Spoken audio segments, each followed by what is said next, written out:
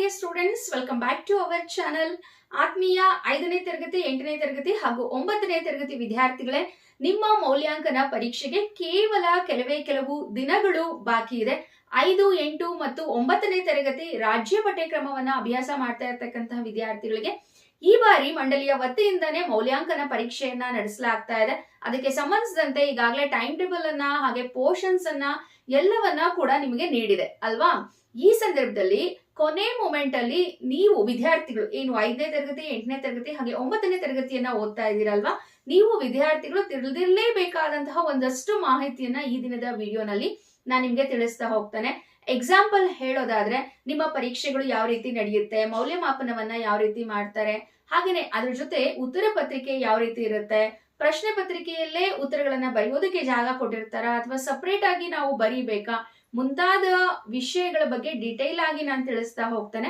ವಿಡಿಯೋವನ್ನ ವೀಕ್ಷಣೆ ಮಾಡೋದಕ್ಕಿಂತ ಮುಂಚೆ ಏನ್ ಮಾಡ್ಬೇಕು ಅಂತ ಹೇಳಿದ್ರೆ, ಈ ವಿಡಿಯೋವನ್ನ ನಿಮ್ಮ ಸ್ನೇಹಿತರಿಗೂ ಕೂಡ ಶೇರ್ ಮಾಡಿ ಅಂತೇಳಿ ಹೇಳ್ತಾ, ಓಕೆ, ಮೊದಲನೇದಾಗಿ 5ನೇ ತರಗತಿ 8ನೇ ತರಗತಿ ಹಾಗೆ 9ನೇ ತರಗತಿ ವಿದ್ಯಾರ್ಥಿಗಳಿಗೆ ನಾನು ಏನ್ ಹೇಳಿದ್ನಲ್ವಾ, ಈಗ ಮೌಲ್ಯಾಂಕನ ಪರೀಕ್ಷೆಯನ್ನ ನಡೆಸೋದಕ್ಕೆ ಇಲಾಖೆ ಮುಂದಾಗಿದೆ ಅಂತ ಹೇಳಿ. ಹಾಗಿದ್ರೆ ನಿಮ್ಮ ಎಕ್ಸಾಮ್ಸ್ ಯಾವಾಗ ಸ್ಟಾರ್ಟ್ ಆಗುತ್ತೆ? ಎಲ್ಲಾ ವಿದ್ಯಾರ್ಥಿಗಳಿಗೂ ಕೂಡ ಅಂದ್ರೆ 5, 8, 9ನೇ ತರಗತಿಯನ್ನ ಓದ್ತಾ ಇರ್ತಕ್ಕಂತಹ ವಿದ್ಯಾರ್ಥಿಗಳಿಗೆ ಇದೇ ತಿಂಗಳ ಮಾರ್ಚ್ 11ನೇ ತಾರೀಕಿನಿಂದ ನಿಮ್ಮ ಪರೀಕ್ಷೆಗಳು ಪ್ರಾರಂಭವಾಗುತ್ತೆ. ಓಕೆನಾ? 11ರಿಂದ ಕೆಲವರಿಗೆ 12, 13, 14ಕ್ಕೆ ಮುಗಿಯುತ್ತೆ. ಇನ್ನ ಕೆಲವು ವಿದ್ಯಾರ್ಥಿಗಳಿಗೆ 18ನೇ ತಾರೀಕು ಮುಗಿಯುತ್ತೆ. ತರಗತಿ ಮೇಲೆ ಅದು ಡಿಪೆಂಡ್ ಆಗಿರುತ್ತೆ. ಇನ್ನು ಎಕ್ಸಾಮ್ಗೆ ನಾವು ಏನನ್ನ ಓದ್ಕೋಬೇಕು ಅಂತಕ್ಕಂತಹ ವಿಷಯಕ್ಕೆ ಬಂದ್ರೆ, 5ನೇ ತರಗತಿ ವಿದ್ಯಾರ್ಥಿಗಳು ಆಫ್ ದ ಸೆಮ್ ಅಲ್ಲಿ ಏನು ಸಿಲೆಬಸ್ ಇದೆಯಲ್ವಾ ಅದನ್ನ ಓದ್ಕೋಬೇಕು. 8 ಮತ್ತು 9ನೇ ತರಗತಿ ವಿದ್ಯಾರ್ಥಿಗಳು ವಾರ್ಷಿಕ ಸಿಲೆಬಸ್ ಅನ್ನ ಓದ್ಕೋಬೇಕು. ಅಂದ್ರೆ ಒಂದು ವರ್ಷದಲ್ಲಿ ನೀವು 8ನೇ ತರಗತಿ 9ನೇ ತರಗತಿಗೆ ಬಂದಾಗ ಯಾವೆಲ್ಲಾ ಪಾಠಗಳನ್ನ ಮಾಡಿದ್ರೋ ಅಲ್ಲಿಂದ ಕೊನೆ ತನಕ ಅಂದ್ರೆ ಹೋಲ್ ಸಿಲೆಬಸ್ 100% ಸಿಲೆಬಸ್ ಮೇಲೆ ನಿಮ್ಮ ಪ್ರಶ್ನೆ ಪತ್ರಿಕೆ ಇರುತ್ತೆ. ಇದನ್ನ ನೀವು ಗಮನದಲ್ಲಿಟ್ಕೊಳ್ಳಿ. ಮತ್ತೊಮ್ಮೆ ಹೇಳ್ತೀನಿ ನೋಡಿ, 5ನೇ ತರಗತಿ ವಿದ್ಯಾರ್ಥಿಗಳಿಗೆ 5th ಸ್ಟ್ಯಾಂಡರ್ಡ್ ಸ್ಟೂಡೆಂಟ್ಸ್ಗೆ 50% ಆಫ್ ದ ಸಿಲೆಬಸ್ ಇರುತ್ತೆ. ನೆಕ್ಸ್ಟ್ 8th ಮತ್ತೆ 9th ಇವರಿಬ್ರಿಗೂ ಕೂಡ 100% ಆಫ್ ದ ಸಿಲೆಬಸ್ ಇರುತ್ತೆ. ನೀವು ಎಲ್ಲವನ್ನ ಕೂಡ ಓದ್ಕೋಬೇಕಾಗುತ್ತೆ. ಇನ್ನು 5ನೇ ತರಗತಿ ವಿದ್ಯಾರ್ಥಿಗಳಿಗೆ 40 ಅಂಕಗಳಿಗೆ ಲಿಖಿತ ಪರೀಕ್ಷೆ ಇರುತ್ತೆ, ಹಾಗೇನೆ 10 ಅಂಕಗಳಿಗೆ ಮೌಖಿಕ ಪರೀಕ್ಷೆ ಇರುತ್ತೆ. ಇನ್ನು 8ನೇ ತರಗತಿ ವಿದ್ಯಾರ್ಥಿಗಳಿಗೆ 50 ಅಂಕಗಳಿಗೆ ಲಿಖಿತ ಪರೀಕ್ಷೆ ಪ್ಲಸ್ 10 ಅಂಕಗಳಿಗೆ ಮೌಖಿಕ ಪರೀಕ್ಷೆ ಇರುತ್ತೆ. ಇನ್ನು 9ನೇ ತರಗತಿ ವಿದ್ಯಾರ್ಥಿಗಳಿಗೆ ಬಂದ್ರೆ ಅವರಿಗೆ ಪ್ರಥಮ ಭಾಷೆ ವಿಷಯ ಏನಿದೆಯಲ್ವಾ, ಪ್ರಥಮ ಭಾಷೆ 100 ಅಂಕಗಳಿಗೆ ಇರುತ್ತೆ. ಇನ್ನ ಆಂತರಿಕ ಅಂಕಗಳಾಗಿ 25 ಅಂಕಗಳನ್ನ ನೀಡಲಾಗುತ್ತೆ. ಇನ್ನ ಅದನ್ನ ಬಿಟ್ರೆ ಉಳಿದಿರ್ತಕ್ಕಂತಹ ವಿಷಯಗಳು ಏನಿದೆಯಲ್ವಾ ಅದು 80+20 ಇರುತ್ತೆ. ಫಸ್ಟ್ ಲ್ಯಾಂಗ್ವೇಜ್ 100+25 ಇರುತ್ತೆ. ಇದೇನಿದು ನಿಮ್ಮ ಆಂತರಿಕ ಅಂಕಗಳು, ಇಂಟರ್ನಲ್ ಮಾರ್ಕ್ಸ್ ಆಗಿರುತ್ತೆ. ಇನ್ನ ನೀವು ಬರೀತಕ್ಕಂಥದ್ದು ಎಷ್ಟು? 100 ಅಂಕಗಳಿಗೆ ಮತ್ತೆ 80 ಅಂಕಗಳಿಗೆ.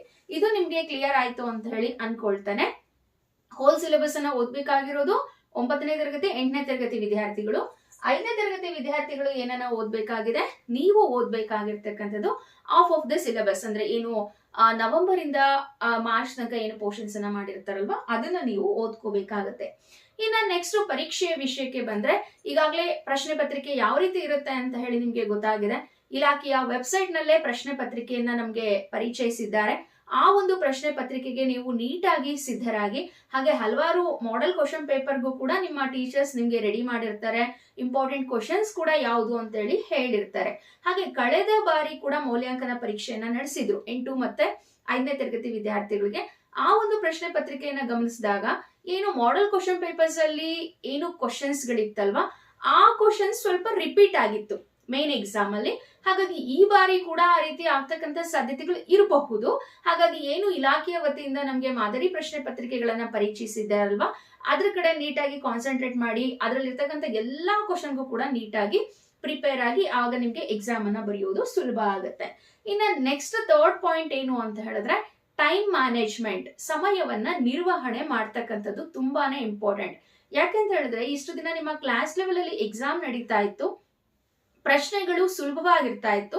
ಪ್ರಶ್ನೆಯನ್ನ ನೋಡಿದ ತಕ್ಷಣ ನೀವು ಡೈರೆಕ್ಟ್ ಆಗಿ ಆನ್ಸರ್ ಅನ್ನ ಬರೆದ್ಬಿಡ್ತಾ ಇದ್ರಿ. ಆದ್ರೆ ಈಗ ನೀವು ನೋಡಿರ್ಬೋದು 5, 8 ಮತ್ತೆ 9ನೇ ತರಗತಿ ಪ್ರಶ್ನೆ ಪತ್ರಿಕೆಗಳನ್ನ ಗಮನಿಸಿದಾಗ ಪ್ರತಿಯೊಂದು ಪ್ರಶ್ನೆಗೂ ಕೂಡ ಒಂದು ಪ್ಯಾರಾಗ್ರಾಫ್ ಅನ್ನ ಕೊಟ್ಟಿದ್ದಾರೆ, ಒಂದು ಎಕ್ಸ್ಪ್ಲೇಷನ್ ಇದೆ, ಓದ್ತಕ್ಕಂಥದ್ದು ಜಾಸ್ತಿ ಇದೆ ಇಲ್ಲಿ, ಗೊತ್ತಾಯ್ತಾ? ಅದನ್ನ ನೀವು ಓದಿ ಅದನ್ನ ಅರ್ಥ ಮಾಡ್ಕೊಂಡು ನಂತರ ಉತ್ತರ ಬರೆಯೋಷ್ಟೊತ್ತಿಗೆ ನಿಮ್ಗೆ ಜಾಸ್ತಿ ಸಮಯ ಹಿಡಿಯುತ್ತೆ. ಹಾಗಾಗಿ ನೀವೇನ್ ಮಾಡ್ಬೇಕು, ಟೈಮ್ ಮ್ಯಾನೇಜ್ಮೆಂಟ್ ನ ನೋಡ್ಕೋಬೇಕು. ಎಷ್ಟು ಸಮಯದಲ್ಲಿ ನಾನು ಯಾವ ಮೇನನ್ನ ಮುಗಿಸ್ಬೇಕು, ಯಾವ ಒಂದು ಮೇನಿಗೆ ಎಷ್ಟು ಅಂಕ ನಿಗದಿಪಡಿಸಿದ್ದಾರೆ, ನಾನು ಎಷ್ಟು ಬರೀಬೇಕು ಅನ್ನೋದನ್ನ ನೀಟಾಗಿ ಗಮನದಲ್ಲಿ ಇಟ್ಕೊಳ್ಳಿ. ಅದ್ರ ಟೈಮ್ ಕಡೆ ಸ್ವಲ್ಪ ಕಾನ್ಸಂಟ್ರೇಟ್ ಮಾಡಿ, ಕ್ವಶನ್ ಪೇಪರ್ ನ ಓದಿ ನೀಟಾಗಿ ಕ್ವಶನ್ ನಂಬರ್ ಅನ್ನ ಹಾಕ್ಬಿಟ್ಟು ಎಲ್ಲಾ ಪ್ರಶ್ನೆಗಳಿಗೆ ಉತ್ತರವನ್ನ ನೀಡಿ. ಇನ್ನ ನಂತರದ ವಿಷಯಕ್ಕೆ ಬಂದ್ವಿ ಅಂತ ಹೇಳಿದ್ರೆ, ಇದುವರೆಗೂ ಕೂಡ ನಿಮ್ಗೆ ಏನು ಮಾದರಿ ಪ್ರಶ್ನೆ ಪತ್ರಿಕೆಗಳನ್ನ ಪರಿಚಯಿಸಿದ್ದಾರಲ್ವಾ, ಅದರಲ್ಲಿ ಯಾವ ರೀತಿ ಇತ್ತು ಅಂತ ಹೇಳಿದ್ರೆ, ಒಂದು ಕ್ವಶನ್ ಆದ್ಮೇಲೆ ಮತ್ತೆ ಗ್ಯಾಪ್ ಕೊಟ್ಟಿದ್ರು, ನೀವು ಅಲ್ಲೇ ಆನ್ಸರ್ ಅನ್ನ ಬರಿಬೇಕಾಗಿತ್ತು ಅಲ್ವಾ? ಆದ್ರೆ ಇತ್ತೀಚೆಗೆ ಬಂದಿರತಕ್ಕಂತಹ ಮಾಹಿತಿ ಪ್ರಕಾರ ನಿಮ್ಗೆ ಕ್ವಶನ್ ಪೇಪರೇ ಸಪರೇಟ್ ಆಗಿರುತ್ತೆ, ಆನ್ಸರ್ನೇ ನೀವು ಸಪರೇಟ್ ಆಗಿ ಬರಿಬೇಕಾಗುತ್ತೆ. ಹಾಗಂತ ಆನ್ಸರ್ ಶೀಟ್ ನ ಅವರು ಕೊಡೋದಿಲ್ಲ, ಅಂದ್ರೆ ಇಲಾಖೆಯ ವತಿಯಿಂದ ನಮ್ಗೆ ಆನ್ಸರ್ ಶೀಟ್ ಅನ್ನ ಕೊಡೋದಿಲ್ಲ. ಆನ್ಸರ್ ಶೀಟ್ ಅನ್ನ ನಿಮ್ಮ ಸ್ಕೂಲ್ನವರೇ ನಿಮ್ಗೆ ಕೊಡ್ಬೋದು, ಅಥವಾ ನಿಮ್ಗೆ ತನ್ನಿ ಅಂತ ಹೇಳಿ ಹೇಳ್ಬೋದು, ಅಥವಾ ನಿಮ್ ಹತ್ರ ಅಮೌಂಟ್ ಅನ್ನ ಕಲೆಕ್ಟ್ ಮಾಡ್ಕೊಂಡ್ಬಿಟ್ಟು ಸ್ಕೂಲ್ನವರೇ ತಂದು ಕೊಡ್ಬೋದು. ಅದು ನಿಮ್ಮ ಶಾಲೆಗೆ ಮತ್ತೆ ನಿಮಗೆ ಬಿಟ್ಟಂತಹ ವಿಚಾರವಾಗಿದೆ. ಆದ್ರೆ ಆನ್ಸರ್ ಶೀಟ್ಸ್ ಏನಿದೆಯಲ್ವಾ, ನೀವು ಆ ಕ್ವಶನ್ ವಿತ್ ಆನ್ಸರ್ ಬುಕ್ಲೆಟ್ ಅಲ್ಲಿ ಬರೆಯೋದಿಲ್ಲ, ಕ್ವಶನ್ ಪೇಪರೇ ಸಪರೇಟ್ ಆಗಿರುತ್ತೆ, ಆನ್ಸರ್ ಶೀಟ್ಸೇ ಬೇರೆ ಆಗಿರುತ್ತೆ. ಎಲ್ಲಾ ವಿದ್ಯಾರ್ಥಿಗಳು ಕೂಡ ಏಕರೂಪದ ಉತ್ತರ ಪತ್ರಿಕೆಗಳು ಇರಬೇಕು ಅಂತ ಹೇಳಿ ಹೇಳ್ತಾ ಇದ್ದಾರೆ. ಹಾಗೇನೆ ಏನು ಉತ್ತರ ಪತ್ರಿಕೆಗಳಿದೆಯಲ್ವಾ, ಉತ್ತರ ಪತ್ರಿಕೆಯ ಫ್ರಂಟ್ ಪೇಜ್ ಅಲ್ಲಿ ಮಾತ್ರ ಇಲಾಖೆಯ ವೆಬ್ಸೈಟ್ ನಲ್ಲಿ ಒಂದು ಫೇಸಿಂಗ್ ಶೀಟ್ ಅಂತ ಹೇಳಿ ಬಿಡ್ತಾರೆ. ಅಂದ್ರೆ ಅಲ್ಲಿ ನಿಮ್ಮ ಮಾಹಿತಿ ಇರ್ತಕ್ಕಂಥ ಶೀಟ್ ಅದು. ನಿಮ್ಮ SATS ನಂಬರ್ ಆಗಿರ್ಬೋದು, ನಿಮ್ಮ ಹೆಸರು ಆಗಿರ್ಬೋದು, ನಿಮ್ಮ ಕ್ಲಾಸ್ ಆಗಿರ್ಬೋದು, ನಿಮ್ಮ ಸ್ಕೂಲ್ ಆಗಿರ್ಬೋದು, ನಿಮ್ಮ ಡೈಸ್ ಸಂಖ್ಯೆ ಮುಂತಾದ ಮಾಹಿತಿಯನ್ನ ಒಳಗೊಂಡಂತಹ ಒಂದು ಫೇಸಿಂಗ್ ಶೀಟ್ ಅದು. ಆ ಫೇಸಿಂಗ್ ಶೀಟ್ ಅನ್ನ ಮಾತ್ರ ನಿಮ್ಗೆ ಸ್ಕೂಲ್ ನಲ್ಲಿ ಕೊಡ್ತಾರೆ. ನೀವೇನ್ ಮಾಡ್ಬೇಕು, ಆ ಶೀಟ್ ಅನ್ನ ಫಸ್ಟ್ ಬರೋ ತರ ನೀವು ಸ್ಟಾಪಲ್ ಮಾಡ್ತಿರೋ ಅಥವಾ ಟ್ಯಾಗ್ ಮಾಡ್ತಿರೋ ಆ ರೀತಿ ಮಾಡ್ಬಿಟ್ಟು ನಿಮ್ಮ ಮಾಹಿತಿಯನ್ನ ಭರ್ತಿ ಮಾಡಿ ಉತ್ತರಗಳನ್ನ ಬರೆದಾದ ನಂತರ ನೀವು ಆ ಒಂದು ಉತ್ತರ ಪತ್ರಿಕೆ ಏನಿದೆಯಲ್ವಾ ಅದನ್ನ ನಿಮ್ಮ ಕೊಠಡಿ ಮೇಲ್ವಿಚಾರಕರಿಗೆ ನೀಡಬೇಕು. ಓಕೆನಾ? ಇನ್ನ ನಂತರದ ವಿಷಯ ಏನು ಅಂತ ಹೇಳಿದ್ರೆ, ಕೊಠಡಿ ಮೇಲ್ವಿಚಾರಕರ ವಿಷಯಕ್ಕೆ ಬಂದ್ರೆ, ನಿಮ್ಮ ಶಾಲೆಯಲ್ಲಿ ಇರ್ತಕ್ಕಂತಹ ಶಿಕ್ಷಕರೇ ನಿಮ್ಮ ಮೇಲ್ವಿಚಾರಕರಾಗಿ ಇರೋದಿಲ್ಲ. ಇನ್ವಿಜಿಲೇಷನ್ಗೆ ನಿಮ್ಮ ಅಕ್ಕಪಕ್ಕ ಇರ್ತಕ್ಕಂತಹ ಶಾಲೆಗಳ ಶಿಕ್ಷಕರು ಬರ್ತಾರೆ, ನಿಮ್ಮ ಟೀಚರ್ಸ್ ನಿಮ್ಗೆ ಎಕ್ಸಾಮ್ ಅನ್ನ ಮಾಡೋದಿಲ್ಲ. ಹಾಗೇನೆ ಟೈಮಿಂಗ್ಸ್ ನ ನೀಟಾಗಿ ನೋಡ್ಕೊಳ್ಳಿ. ಮಧ್ಯಾಹ್ನ ಇರುತ್ತೆ ಎಕ್ಸಾಮು, ಯಾಕಂದ್ರೆ 5th ಅವ್ರಿಗೆ ಒಂದು ಟೈಮಿಂಗ್ಸ್ ಇದೆ, 8th ಅವ್ರಿಗೆ ಒಂದು ಟೈಮಿಂಗ್ಸ್ ಇದೆ, 9th ಅವ್ರಿಗೆನೆ ಒಂದು ಟೈಮಿಂಗ್ಸ್ ಇದೆ. 5th ಅವ್ರಿಗೆ 2:30 ಇಂದ 4:30 ಅಂತ ಹೇಳಿ ಅನ್ಕೊಳ್ತೀನಿ. ಹಾಗೇನೆ 8th ಅವ್ರಿಗೆ 2:30 ಇಂದ 5, 9th ಅವ್ರಿಗೆ 2 ಇಂದ 5:15 ಕೆಲವು ಪೇಪರ್ಸ್ ಇದೆ, ಇನ್ನ ಕೆಲವು ಪೇಪರ್ಸ್ 5 o'clock ಇದೆ. ಹಾಗಾಗಿ ಟೈಮ್ ಟೇಬಲ್ ಮತ್ತೆ ಟೈಮ್ ಅನ್ನ ನೀಟಾಗಿ ನೋಡ್ಕೊಳ್ಳಿ ಅಂತ ಹೇಳಿ ನಾನು ಹೇಳ್ಬೋದು. ಇನ್ನ ನಂತರ ನಾನು ಹೇಳಿದ್ನಲ್ವಾ, ಮಾದರಿ ಪ್ರಶ್ನೆ ಪತ್ರಿಕೆಗಳ ಕಡೆ ಹೆಚ್ಚು ಗಮನವನ್ನ ನೀವು ವಹಿಸ್ಬೇಕಾಗತ್ತೆ. ಇನ್ನು ಅದಾದ ನಂತರ ಇನ್ನ ಕ್ವಶನ್ ಪೇಪರ್ಸ್ ಅಂತೂ ನಿಮ್ಮ ಸ್ಕೂಲ್ ಟೀಚರ್ಸ್ ಯಾರು ಕೂಡ ಪ್ರಿಪೇರ್ ಮಾಡೋದಿಲ್ಲ, ಆ ವಿಷಯ ನಿಮಗೆ ಗೊತ್ತು. ಎಕ್ಸಾಮ್ ದಿನಾನೇ ನಮ್ಗೆ ಕ್ವಶನ್ ಪೇಪರ್ ಆಫೀಸ್ ಇಂದ ಬರುತ್ತೆ, ಅವತ್ತಿನ ದಿನಾನೇ ಕ್ವಶನ್ ಪೇಪರ್ ಕೊಡ್ತಾರೆ, ಅವತ್ತೇ ನೀವು ಆನ್ಸರ್ ಮಾಡಿದಂತಹ ಪತ್ರಿಕೆಗಳನ್ನ ನಾವು ಮತ್ತೆ ಅದನ್ನ ಹೇಗಿತ್ತೋ ಹಾಗೇನೆ ಕವರ್ ಮಾಡಿ ಮತ್ತೆ ನಾವು ಅವತ್ತಿನ ದಿನಾನೇ ಅವರಿಗೆ ವಾಪಸ್ ಕೊಡ್ಬೇಕಾದಂತಹ ಒಂದು ನಿಯಮ ಇದೆ.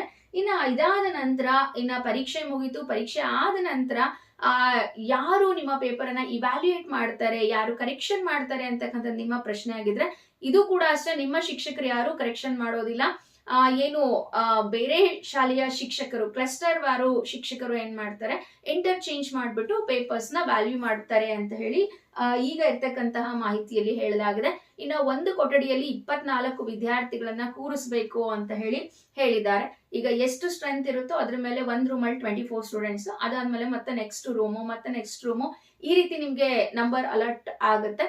ಇನ್ನ ನಿಮ್ಮ ರಿಜಿಸ್ಟರ್ ನಂಬರ್ ಬಂದು ನಿಮ್ಮ ಏನು SATS ಸಂಖ್ಯೆ ಇರುತ್ತಲ್ವಾ, ಆ SATS ಸಂಖ್ಯೆನೆ ನಿಮ್ಮ ರಿಜಿಸ್ಟರ್ ನಂಬರ್ ಆಗಿರುತ್ತೆ.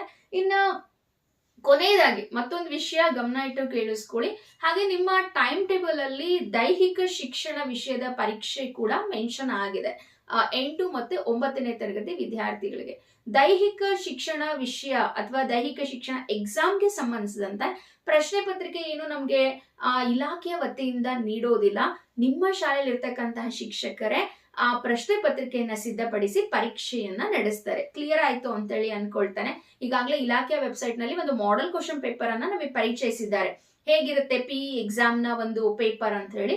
ಅದಕ್ಕೆ ಸಂಬಂಧಿಸಿದಂತೆ ಅದೇ ಪ್ಯಾಟರ್ನ್ ಅಲ್ಲಿ ನೋಡ್ಕೊಂಡು ಕ್ವಶನ್ ಪೇಪರ್ ಅನ್ನ ರೆಡಿ ಮಾಡಿ ಅಂತ ಹೇಳಿ ಹೇಳಿದ್ದಾರೆ.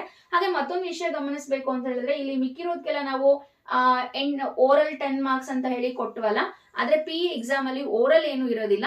ಫುಲ್ ಮಾರ್ಕ್ಸ್ ಗೆ ನೀವು ರಿಟರ್ನ್ ಎಕ್ಸಾಮ್ ಅನ್ನ ಬರಿಬೇಕಾಗತ್ತೆ. ಇದಿಷ್ಟು 5, 8 ಮತ್ತೆ 9ನೇ ತರಗತಿ ಮೌಲ್ಯಾಂಕನ ಪರೀಕ್ಷೆಗೆ ಸಂಬಂಧಿಸಿದಂತೆ ಇರ್ತಕ್ಕಂತ ಮಾಹಿತಿ. ಹಾಗೇನೆ ಪ್ರತಿಯೊಬ್ಬ ವಿದ್ಯಾರ್ಥಿ ಕೂಡ ತಿಳಿದಿರಲೇಬೇಕಾದಂತಹ ಮಾಹಿತಿ ಅಂತೇಳಿ ಹೇಳ್ತಾ ವಿಡಿಯೋವನ್ನ ವೀಕ್ಷಿಸಿದ್ದಕ್ಕೆ ಧನ್ಯವಾದಗಳು.